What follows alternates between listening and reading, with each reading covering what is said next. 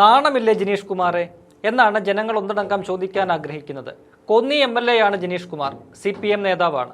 കഴിഞ്ഞ ദിവസങ്ങളിലെ കനത്ത മഴയിൽ വലിയ നാശനഷ്ടമാണ് പത്തനംതിട്ട ജില്ലയിലെമ്പാടും ഉണ്ടായത്. റാന്നി, ആറന്മുള, തിരുവല്ല മണ്ഡലങ്ങളിൽ പ്രളയ സമാനമായിരുന്നു സാഹചര്യം. കോന്നിയിലും കാര്യമായ പ്രശ്നങ്ങളുണ്ട്. ജില്ലയുടെ ചുമതലയുള്ള മന്ത്രി PC വിഷ്ണുനാഥ് അവിടെ ആദ്യ ദിനം മുതൽ ക്യാമ്പ് ചെയ്താണ് ദുരിതാശ്വാസ പ്രവർത്തനങ്ങൾ ഏകോപിപ്പിച്ചത്. എല്ലാം കുറ്റമറ്റ രീതിയിൽ നടന്നുവെന്ന് സർക്കാർ പോലും പറയില്ല. കാരണം അപ്രതീക്ഷിതമായി ഉണ്ടായ ദുരന്തമാണ്. എന്നാൽ സർക്കാർ സംവിധാനങ്ങൾ കാര്യക്ഷമമായി തന്നെ പ്രവർത്തിച്ചു. പോരായ്മകൾ ഉണ്ടായിട്ടുണ്ടാകും. അതിൽ പ്രതിപക്ഷത്തിന് വിമർശനം ഉന്നയിക്കുകയും ചെയ്യാം. എന്നാൽ കോന്നി MLA ആയ ജിനീഷ് കുമാർ കഴിഞ്ഞ ദിവസം ചെയ്തത് അതല്ല. സത്യം മറച്ചുവെച്ച് ദുരിതകാലം സർക്കാരിനെ വിമർശിക്കാനുള്ള ആയുധമാക്കി മാറ്റുന്നതാണ് കണ്ടത്. MLA പ്രധാനമായും ഉന്നയിച്ച വിമർശനങ്ങൾ മുഖ്യമന്ത്രിക്കും മന്ത്രി വിഷ്ണുനാഥിനുമെതിരെയായിരുന്നു. ജില്ലയിൽ വന്നിട്ട് കോന്നിയിലെത്തിയില്ല, MLA-മാരുടെ യോഗം ചേർന്നിട്ട് തന്നെ ക്ഷണിച്ചില്ല, പ്രതിപക്ഷ MLA-മാരെ പങ്കെടുപ്പിക്കേണ്ടെന്ന് സർക്കാർ നിർദ്ദേശം കൊടുത്തിട്ടുണ്ട്. ഇങ്ങനെ നീണ്ടു മുഖ്യമന്ത്രിക്കെതിരായ വിമർശനങ്ങൾ.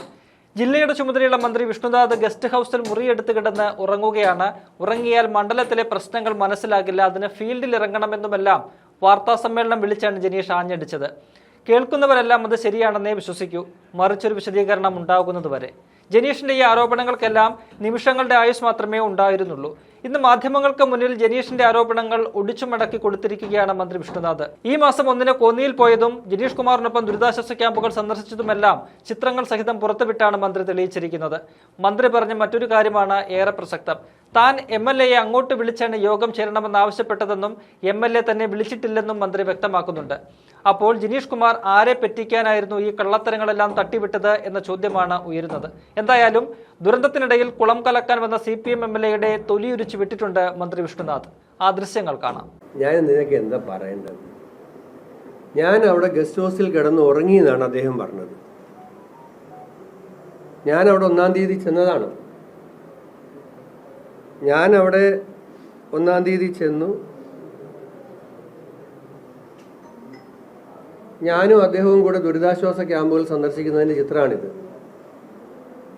അദ്ദേഹം പറഞ്ഞു ഞാൻ അവിടെ കിടന്ന് ഉറങ്ങുകയാണ്, ഉറങ്ങിയാൽ കാര്യം മനസ്സിലാകുമോ എന്നാണ് ചോദിച്ചത്. ഞാനും അദ്ദേഹവും കൂടെ കോന്നി അസംബ്ലി മണ്ഡലത്തിലെ ദുരിതാശ്വാസ ക്യാമ്പുകൾ ഞങ്ങൾ ഒരുമിച്ച്, ഞാൻ അദ്ദേഹത്തെ അങ്ങോട്ട് വിളിക്കുകയായിരുന്നു, അദ്ദേഹം എന്നെ ഇങ്ങോട്ട് വിളിച്ചല്ല. ഞാൻ അദ്ദേഹത്തെ അങ്ങോട്ട് വിളിച്ച് നമുക്ക് കോന്നി താലൂക്കിൽ ഒരു മീറ്റിംഗ് എടുക്കണം, അപ്പോൾ അതിൻ്റെ സമയം പറഞ്ഞു. ഈ സമയം ഞാൻ പറഞ്ഞു ഞാനിപ്പോൾ തിരുവല്ലയിലേക്ക് പോവുകയാണ്, തിരുവല്ലയിൽ എനിക്ക് ദുരിതാശ്വാസ ക്യാമ്പുകൾ സന്ദർശിക്കണം, വെള്ളം കയറിയ സ്ഥലങ്ങൾ കാണണം, തിരുവല്ല താലൂക്ക് ഓഫീസിൽ ഒരു മീറ്റിംഗ് എടുക്കണം. അതിനുശേഷമുള്ള ഒരു സമയം 3 മണി സമയം താങ്കൾക്ക് സൗകര്യമായിരിക്കുമോ? ഇല്ലെങ്കിൽ താങ്കൾ പറയുന്ന സമയത്ത് വരാം, ആ സമയത്ത് ഞാൻ വേണമെങ്കിൽ അടുത്തൊരു മണ്ഡലത്തിലേക്ക് പോകാം എന്ന് പറഞ്ഞു. 3 മണിക്ക് ബുദ്ധിമുട്ടില്ല എന്ന് പറഞ്ഞു. ഞാൻ എത്തുന്നതിന് മുമ്പ് അദ്ദേഹം അവിടെ താലൂക്ക് ഓഫീസിലെത്തി.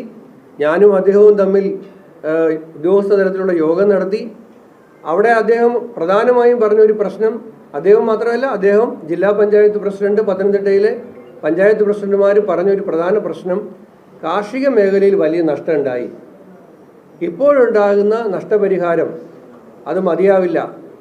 അത് പഴകുളം മധു പറഞ്ഞു, അത് അബിൻ വർക്കി പറഞ്ഞു, അത് ജനീഷ് കുമാർ പറഞ്ഞു, ശാന്തകുമാർ പറഞ്ഞു, വർഗീസ് മാമൻ പറഞ്ഞു. അത് ഞങ്ങൾ ക്യാബിനറ്റിൽ ഈ പ്രദേശങ്ങളിൽ പോയി കിട്ടിയ വിവരങ്ങളുടെ അടിസ്ഥാനത്തിൽ, മുഖ്യമന്ത്രിയുടെ കിട്ടിയ വിവരങ്ങളുടെ അടിസ്ഥാനത്തിൽ ക്യാബിനറ്റിൽ കൊണ്ടുവന്ന് 25% കാർഷിക മേഖലയിലെ നഷ്ടപരിഹാരം വർദ്ധിപ്പിച്ചുകൊണ്ടുള്ള തീരുമാനം ഗവൺമെൻറ് എടുത്ത് പ്രഖ്യാപിച്ചു. 25%. എത്ര വർഷങ്ങൾക്ക് ശേഷമാണ് കാർഷിക മേഖലയിലെ പ്രളയ നഷ്ടപരിഹാരം വർദ്ധിപ്പിക്കുന്നത്? അപ്പം ഇത് ഞാൻ ചെയ്തു. അതിനുശേഷം പിന്നെ ക്യാമ്പുകൾ സന്ദർശിച്ചു. പിന്നെ നിങ്ങൾ എല്ലാവരും മനസ്സിലാക്കേണ്ട ഒരു കാര്യം, അവിടെ വലിയ ആശങ്കയുണ്ടായിരുന്ന സ്ഥലം, കോന്നിയിൽ 3 സ്ഥലത്ത് പിന്നെ ഉരുൾപൊട്ടലുണ്ടായി. വലിയ ഭാഗ്യം എന്നുകൂടി പറയാം. കാരണം 2 വീടുകളുടെ നടുക്കൂടെ 1.5 ഏക്കർ സ്ഥലം പോയി. 2 വീടിൻ്റെ നടുക്കൂടെ പോയി.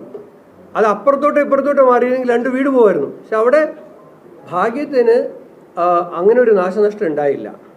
നടുക്കൂടെ പോയത് കാരണം അല്ലെങ്കിൽ ആളപായം ഉണ്ടായില്ല. പക്ഷെ റാന്നിയിലും ആറന്മുളയിലും താഴെ തിരുവല്ലയിലും 100 കണക്കിന് ക്യാമ്പുകളിൽ ഏതാണ്ട് 6000-ഓളം ആളുകൾ നിൽക്കുന്ന ഒരു സാഹചര്യം. വീണ്ടും ആളുകളെ റെസ്ക്യൂ ചെയ്ത് ക്യാമ്പുകളിൽ എത്തിക്കേണ്ട ഒരു സാഹചര്യം. ആളുകൾ വിളിച്ചുകൊണ്ടിരിക്കുകയാണ്. നമുക്ക് NDRFന്റെ ഫോഴ്സിനെ അധികം കൊണ്ടുവന്നു അവിടെ. എറണാകുളത്തു നിന്നും പാലക്കാട് നിന്നും തിരുവനന്തപുരത്തു നിന്നും ഫയർഫോഴ്സിന്റെ അഡീഷണൽ ടീമിനെ കൊണ്ടുവന്നു. കൂടാതെ ഞാൻ വ്യക്തിപരമായി എൻ്റെ പ്രദേശത്തുകാരായ എൻ്റെ ജില്ലക്കാരായ കൊല്ലത്ത് നിന്നും 14 മത്സ്യത്തൊഴിലാളികൾ വന്നു. രാത്രിയിൽ അവർ പോയിട്ട് 100 കണക്കിന് ആളുകളെ റെസ്ക്യൂ ചെയ്ത് ക്യാമ്പുകളിൽ കൊണ്ടുവന്നു. രാത്രിയിൽ മുഴുവൻ ആളുകൾ വിളിക്കുകയാണ്. വൈദ്യുതി ഇല്ലാത്ത സാഹചര്യമാണ്. ആ സമയത്താണ് റെസ്ക്യൂ നടത്തേണ്ടത്. ഈ കാര്യങ്ങൾ ചെയ്തുകൊണ്ടിരുന്നത് കൊണ്ട് അവിടെ നിന്നു നിങ്ങളിവിടെ മാധ്യമപ്രവർത്തകരുണ്ടല്ലോ, ഞാൻ ഏത് ചാനലിൻ്റെ പേരൊന്നും പറഞ്ഞില്ല, 12 മണിക്കും 1 മണിക്കും 2 മണിക്കും 3:30 മണിക്കും 4 മണിക്കും എൻ്റെ ബൈറ്റ് എടുത്തവരുണ്ട് അവിടെ വന്ന്. അവരാരും ഉറങ്ങിയിട്ടുണ്ടായിരുന്നില്ല. മാധ്യമപ്രവർത്തകർ ഞങ്ങളും ആരും ഉറങ്ങിയിട്ടുണ്ടായിരുന്നില്ല. അപ്പോൾ ഞാൻ ചോദിക്കുന്നത്, ഈ മനസാക്ഷിയുള്ള ഒരാൾ പറയൂ ഞാൻ അവിടെ കിടന്ന് ഉറങ്ങിയതാണെന്ന്? എന്ത് വൃത്തികെട്ട രാഷ്ട്രീയമാണിത്? ഈ സമയത്ത് തന്നെ വേണോ? ഇതിന് എന്ത് മെച്ചമാണ് കിട്ടാൻ പോണത്? ഒരിക്കലും ചെയ്യാൻ പാടില്ലാത്തതാണ്.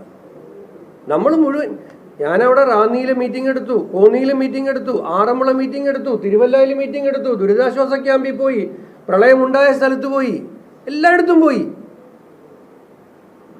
അതിനു മുമ്പ് ഷിഗല്ല ഒരു കേസ് റിപ്പോർട്ട് ചെയ്തു. അദ്ദേഹം എനിക്ക് ഒരു കത്തയച്ചു. കത്തെനിക്ക് കിട്ടുന്നത് ഇന്ന് വൈകുന്നേരമാണെന്ന് കരുതുക.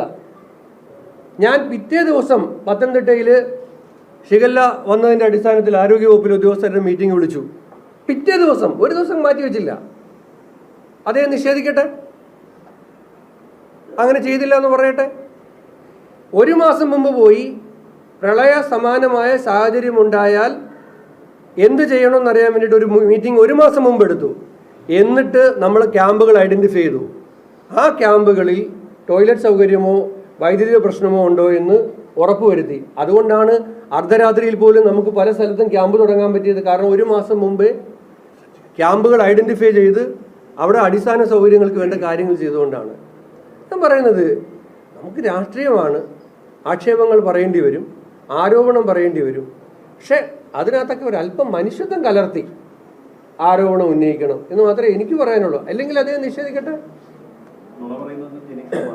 ഞാൻ അങ്ങനെ പറയുന്നില്ല. അങ്ങനെ ഒരു വാചകം ഈ പ്രളയ സമയത്തൊന്നും പറയാൻ പാടില്ല. ഇങ്ങനെയൊക്കെ പറയാമോ?